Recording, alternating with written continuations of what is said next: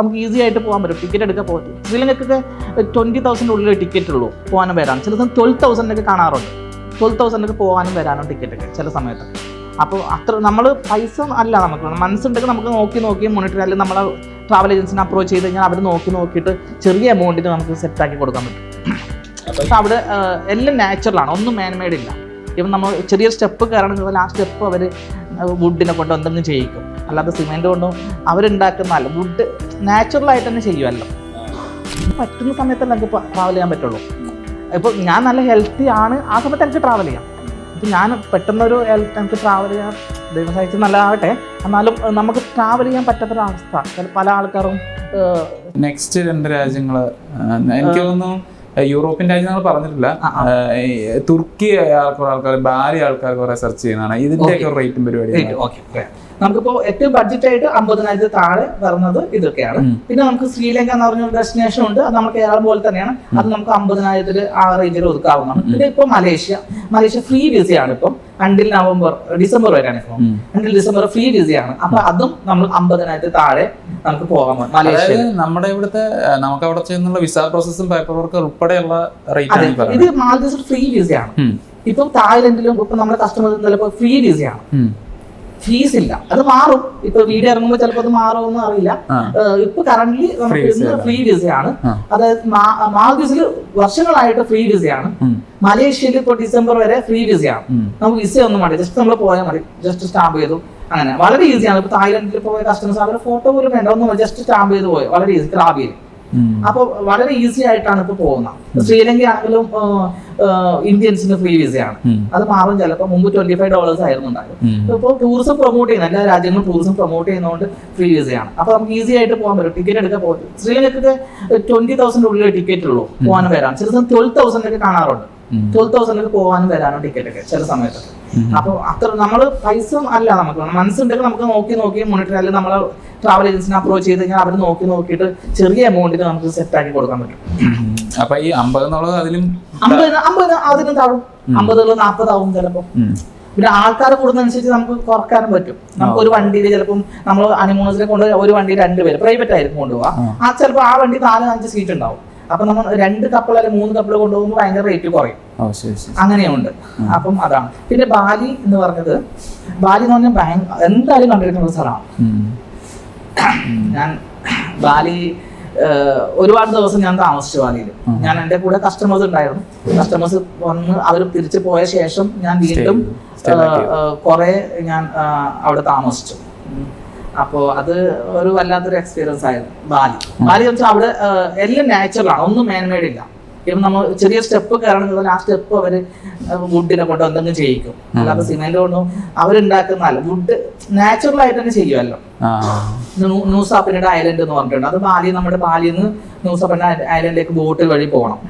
അപ്പൊ അത് വേറെ തന്നെ. ഐലൻഡിൽ അധികം ഹോസ്പിറ്റലും ഒന്നുമില്ല, ഒറ്റപ്പെട്ട ഒരു ഐലൻഡാണ്. ചെറിയ റെസ്റ്റോറന്റുകളും അങ്ങനെയുള്ളത്. പക്ഷെ ആ ഐലൻഡ് ഭയങ്കര ബ്യൂട്ടിയാണ്. ഓരോ ചെറിയ ബീച്ചസ് ആയിട്ട് ക്ലീൻ വാട്ടർ. മാൽദീവ്സ് പോലെ തന്നെ ഓൾമോസ്റ്റ് ബീച്ചസ് ഒക്കെ നല്ല ബീച്ചസ് ആണ്. അത് ഫോട്ടോഷൂട്ടാണ്. അവരെല്ലാം ആ ഫോട്ടോഷൂട്ട് കൊണ്ട് സെറ്റ് ചെയ്ത് വെക്കും. അത് പിന്നെ അവിടുത്തെ ഹോസ്പിറ്റാലിറ്റിയും അത്. ബാലി നൈറ്റ് ലൈഫ് അടിപൊളിയാണ്. അവിടെ ഇപ്പം നൈറ്റ് ലൈഫ് ഞാൻ എടുത്ത് പറയുന്നത് വെച്ചാൽ നമുക്ക് ഇവിടെ നൈറ്റ് ലൈഫ് ഇല്ലാത്തതുകൊണ്ടാണ്. ഇവിടെ കേരളത്തിലൊന്നും 10 മണിയാകുമ്പോൾ നമ്മൾ ക്ലോസ് ചെയ്യുമല്ലോ ഓൾമോസ്റ്റ്. ഇവിടെ ഞാനിത് നൈറ്റ് ലൈഫ് പറഞ്ഞ മനുഷ്യന് സ്ട്രെസ് ഉണ്ടാവും. ഇപ്പൊ ഞാൻ ചില സമയത്ത് ഭയങ്കര സ്ട്രെസ് ഒരുപാട്. ദുബൈയിലാകുമ്പോൾ എനിക്ക് പ്രശ്നമില്ല. ഞാൻ സ്ട്രെസ് ആയി കഴിഞ്ഞ് ജസ്റ്റ് നൈറ്റിൽ ഇറങ്ങും, ഇവിടെ ഫുഡ് കഴിക്കും, അല്ലെങ്കിൽ ചിലപ്പം നൈറ്റ് ലൈഫ് പബ്ബും കാര്യങ്ങളും അത് വേണം മനുഷ്യന്. അത് ഞാൻ പബ്ബിൽ കയറിയിട്ട് മറ്റുള്ളവർ ഡാൻസ് കളിക്കുന്നത് ഞാൻ നോക്കിയില്ല, അവരും സന്തോഷം നോക്കിയില്ല. അപ്പൊ ഞാൻ ഓട്ടോവർ സന്തോഷമാവും.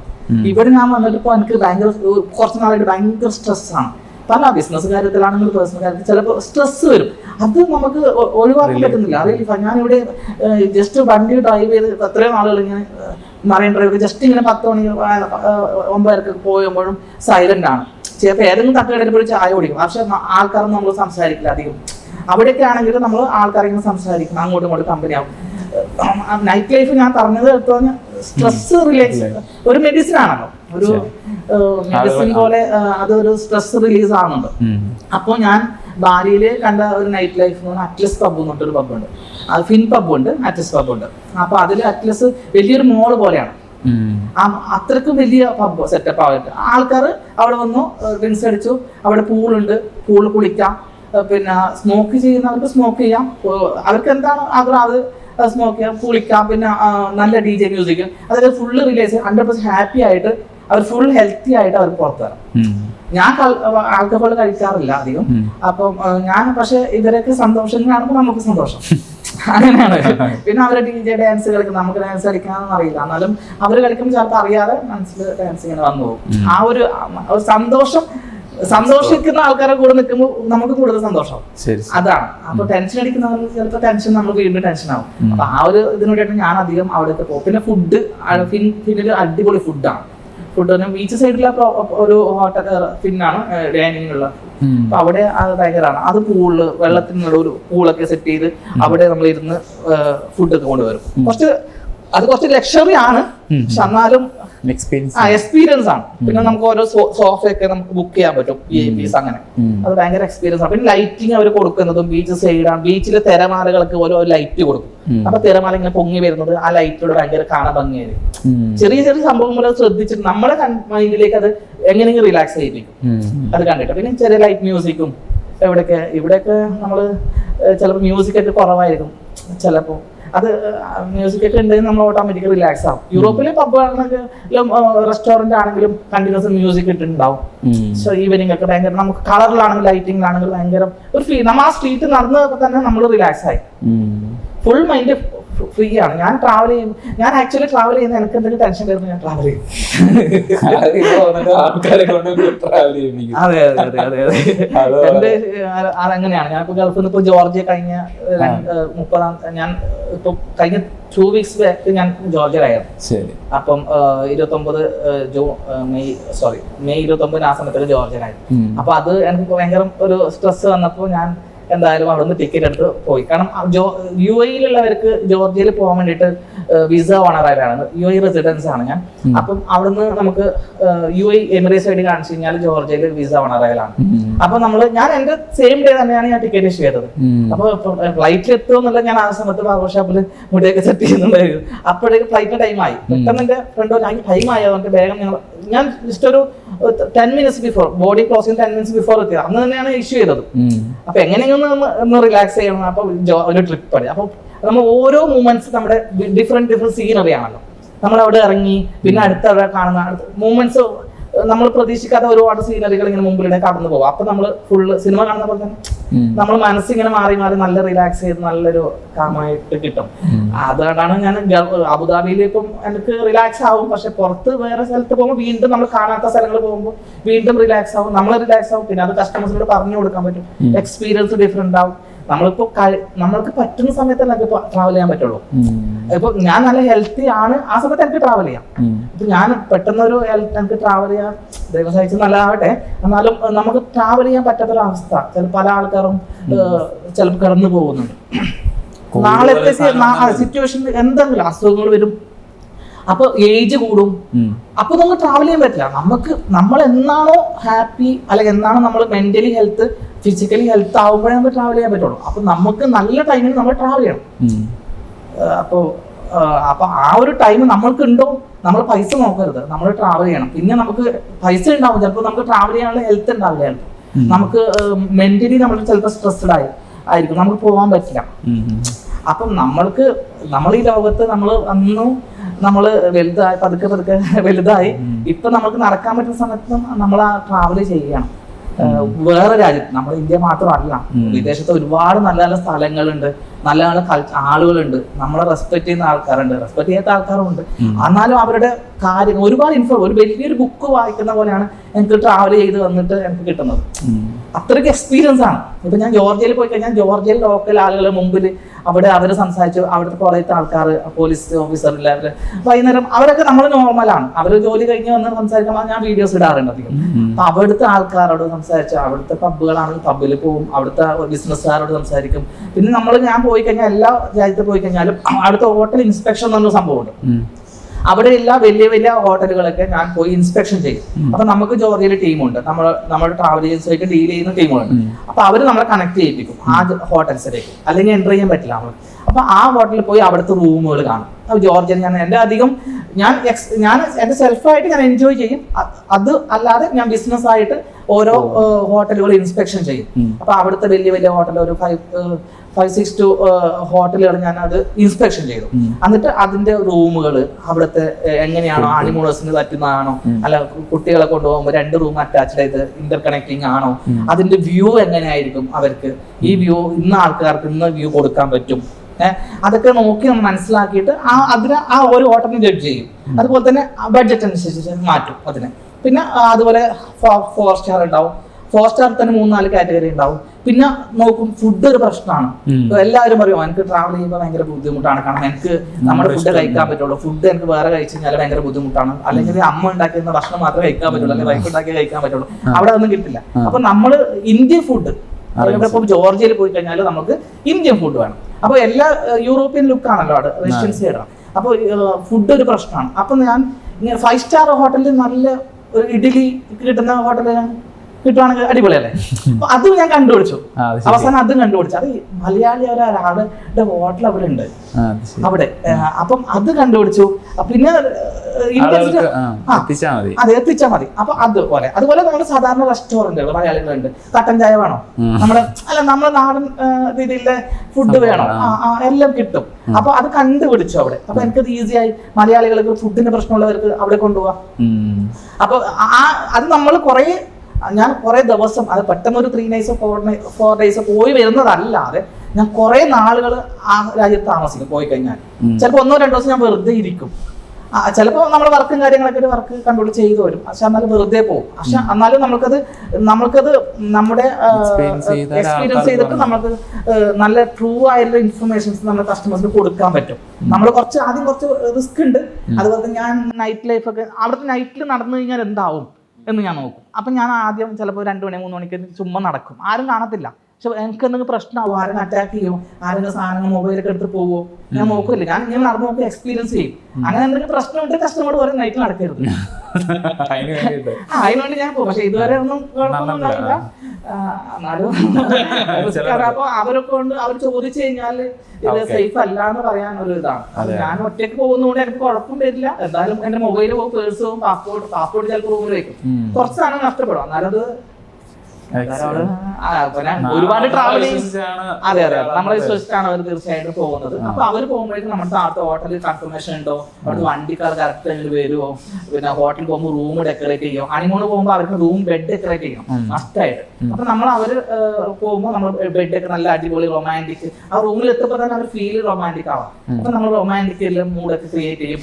ചില സമയത്ത് നമ്മൾ അധികം നമ്മുടെ ക്രാബിലൊക്കെ നമ്മൾ ചെയ്യുന്നത്, നമ്മുടെ ആ ഹോട്ടലിൽ ഭയങ്കര ക്ലോസ്ഡ് ആണ്, ക്രാബിലെ ഹോട്ടലായിട്ട്. അവിടുത്തെ ഓണറും ഞാനായിട്ട് നല്ല ക്ലോസ്ഡ്. അപ്പൊ നമുക്ക് മാത്രം അവർ കുറച്ച് സർവീസുകൾ കോംപ്ലിമെന്ററി തരുന്നുണ്ട്.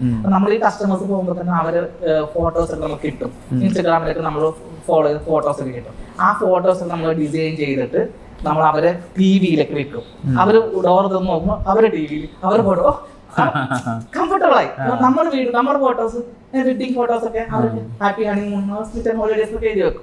അപ്പൊ ചില സമയത്ത് നമ്മൾ കേക്ക് ഒക്കെ വെക്കും. ബർത്ത്ഡേ ആണെങ്കിൽ നമ്മൾ പാസ്പോർട്ട് നോക്കും, ബർത്ത്ഡേ ആണെങ്കിൽ കേക്ക് അവര് ചിലപ്പോൾ നമ്മൾ ബർത്ത്ഡേ ഒന്നും പറയാറില്ല, അവർ സർപ്രൈസ് ആയിട്ട് കൊടുക്കും. അതുപോലെ ബർത്ത്ഡേ കേക്ക് അവര് ഫോട്ടോ പ്രിന്റ് ചെയ്തിട്ട് അവിടെ ഹാപ്പി ബർത്ത്ഡേ എന്നൊക്കെ എഴുതി വെക്കും. അത് കാണുമ്പോൾ കസ്റ്റമേഴ്സ് പോകും, അത്രയും കെയർ. അത് ചെറിയ ചെറിയ കാര്യം. ഇപ്പൊ നമ്മുടെ ഇപ്പോൾ ലാസ്റ്റ് അർമേനിയയിൽ പോയൊരു കസ്റ്റമേഴ്സ് ഉണ്ട്. അപ്പൊ അവര് ക്രിസ്മസ് ആയിരുന്നു. ക്രിസ്മസ് നോർമലി എല്ലാ രാജ്യത്തും December 25 ക്രിസ്മസ്. അർമേനിയയിൽ അല്ലാതെ, അർമേനിയയിൽ January 7 ആ സമയത്താണ് ക്രിസ്മസ് വരുന്നത്. അപ്പം കേക്ക് ഒന്നും അങ്ങനെ പൊതുവെ അവൈലബിലിറ്റി അല്ല ആ സമയത്ത്. അപ്പൊ നമ്മുടെ കസ്റ്റമർ ക്രിസ്മസ് ആഘോഷിക്കാൻ വേണ്ടിയിട്ട് അർമേനിയയിൽ പോയി. ഞാൻ പറഞ്ഞിരുന്നു പോകുമ്പോൾ തന്നെ ക്രിസ്മസ് അവിടെ വലിയ സംഭവമല്ല, ഈ ദിവസം അല്ല, വേറെ ദിവസമാണ്. അപ്പൊ എന്നാലും ഇവര് ടൂർ എൻജോയ് ചെയ്തുകൊണ്ടിരിക്കുകയാണ്. അപ്പൊ അവർ ക്രിസ്മസ് കേക്ക് കട്ട് ചെയ്യണം എന്നുള്ളത് എല്ലാ വർഷങ്ങളായിട്ട് കട്ട് ചെയ്യുന്ന സംഭവം. അന്നത് അവർ ഈ എൻജോയ് ചെയ്യുന്ന സമയത്ത് അത് ചെറിയ രീതിയിൽ അവർ മറന്നുപോയി.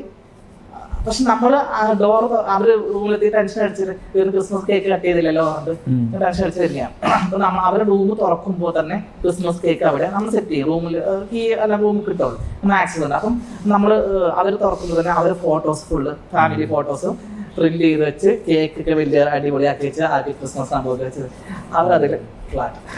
അവർക്കൊന്നും വേണ്ട, അവർക്ക് ഭയങ്കര സന്തോഷം. അവർക്ക് അവരൊട്ടും എക്സ്പെക്ട് ചെയ്യുന്നില്ല. അവര് അത് പറയും എങ്ങനെ അതെങ്ങനെയായിരുന്നു താങ്ക്സ് പറയാം, എങ്ങനെ നന്ദി പറയാം.